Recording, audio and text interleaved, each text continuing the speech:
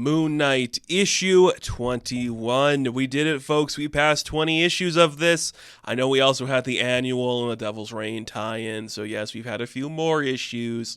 But you know what I mean. It's still exciting that Moon Knight made it to 21 issues and is still going strong.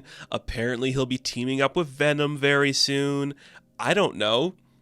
But it's happening. So let's get into this issue. It's pretty fun and kind of different than what we've seen before. You know, the focus this time isn't really on Mark, it's on Reese, which is kind of exciting because it allows Cappuccio and Rosenberg to do some new stuff with like the artwork and coloring. We're dealing with some really interesting colors this time around, and I really do appreciate that. So when we first open up this book, we are seeing Reese is she in some sort of like, she's in the Midnight Mission, I do believe, right? It just like some of the artwork can be like hard to figure out like her exact location. It looks like she's in the Midnight Mission, and she is talking to Sternum and Mark. They are both there to talk to her, and it's like, do you care to tell us what happened while you were there? Well, yeah, it was supposed to be a fun night. So we go back 4 hours ago. What happened 4 hours ago? Well, she was taking Soldier out for a night on the town. They're drinking some samples of blood. You got to fill up before you go out. She is dressed to the nines, looking very pretty. I think Reese looks incredible in this book. There was so much dedication to making her design, and the colors bouncing off of her look so good. It is really cool to see.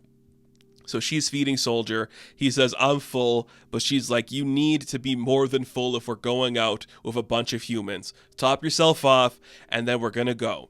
So he's drinking a drink. They head back out. They run into Teddy and Sharon, or Shannon. Which one is her name? It's Shannon. My apologies. And they catch up. He's like, yo, Soldier, how's it feel being what you are? It's like, it's great. Let's go out dancing. But guess what? They got a special ride to take them to this exclusive club that they don't know about. It's Jake Lockley, baby. They climb into the taxi and they're headed on their way. And, you know, we see that Reese kind of asks about Mark. Is like, Mark doing okay? He's like, Mark, he's doing what he can about the whole incident and the people that he liked. They were friends and all that. Tough stuff to deal with, but don't worry about them, kid. We'll figure that all out. This night's about you guys. You're going to have fun. We'll ask the tough questions to the people we need to know. You just enjoy, like, having a good night, you know? You're going to do great. It's going to be fun. Like, you're going out. You're enjoying life. That's awesome. Do more of that stuff. You're young vampires. You're all hot. Everyone's having a great time. And of course, because he's a cabbie, Jake knows all the hot spots in town, pulls up to the front of a place that has like a huge line outside, and just talks to the bouncer. They get let in. Everyone has fun. They go on their way. And you see that as they're headed into the club, that Mark is talking to Jake, and he's like, yeah, it's in the trunk. Just relax, okay? And then they head into the club. I gotta say, I love the coloring on this. The black and the pink bouncing off each other, it works so beautifully. The next couple of pages just look so good. It's just everyone having a good time. Reese is letting herself loose in the moment. Shannon and Teddy are having a good time. You just see Soldier is struggling to figure out what to do with himself because he's a guy who hasn't really been given the opportunity to let loose like this. So she's like, come on, man. You're not taking orders from Mark tonight. You're not talking to Tigra. It's us. You got to learn to dance. Just start slow. So he just starts to find his rhythm. Take a minute to appreciate it. He starts to get into it more. He starts to enjoy himself. Pretty cool. Looks fantastic. Just huge, destructive noises all around. It's amazing. It looks incredible. Like this doesn't look like it'd be from a Marvel comic book. It is so gorgeous to look at and so unique and wholly its own thing. Creative in every aspect. I do appreciate so much of this book. And suddenly, Reese sees something from the corner of her eye, and she's like, what's going on there? She's able to pick up that there's something weird happening. Some people wearing masks are pulling the DJ away. And that's strange. What's happening? And then this weird cloaked guy with a disturbingly accurate look to Skeletor shows up. He takes over the DJ stuff, puts on his own track, plays it in this weird, loud blaring, runs through this like the club and starts to affect everybody. a la like the Kingsman, the Secret Service, when like they're in the church and the weird music plays and everybody goes feral.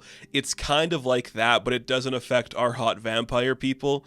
And they just all start to attack each other and go crazy. And Reese is like, I do not understand what's happening. This isn't normal. This is weird. Soldier bats somebody off from attacking her, and as that happens, Moon Knight crashes through the roof because, of course, Mark was making sure they were safe. Very cool.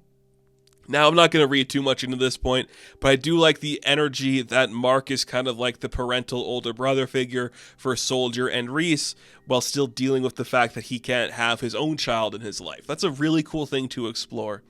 And this is an issue that does it well. You know, Jake's like, I want to help you kids out. We're going to get you to the club. Mark's like, I want to make sure they're safe. It's a good thing I was here. So they start hitting a couple people. Everything's going well, but they can't spill any blood because it's going to freak all the vampires in the room out. So Mark's like, what do you think we should do? I have an idea.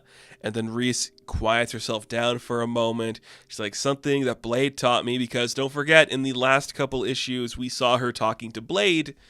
Well, guess what? She learned something. She turns into vapor, and we get a flashback to where she's talking to Blade about how to control this stuff.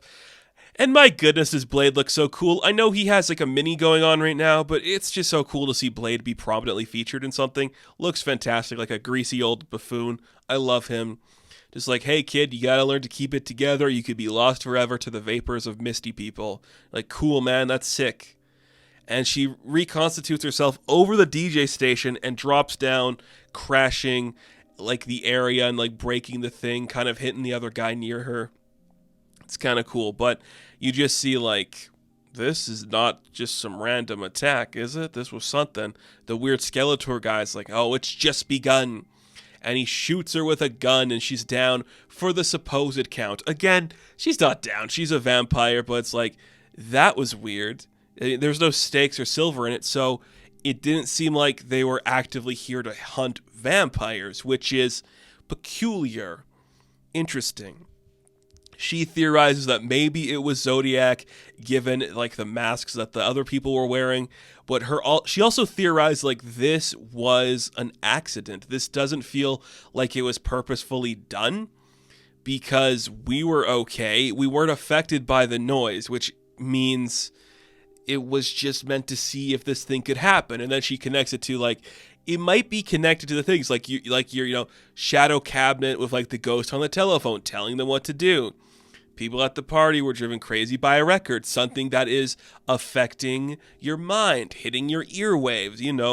Auditory menticide is what Dr. Sternum calls it.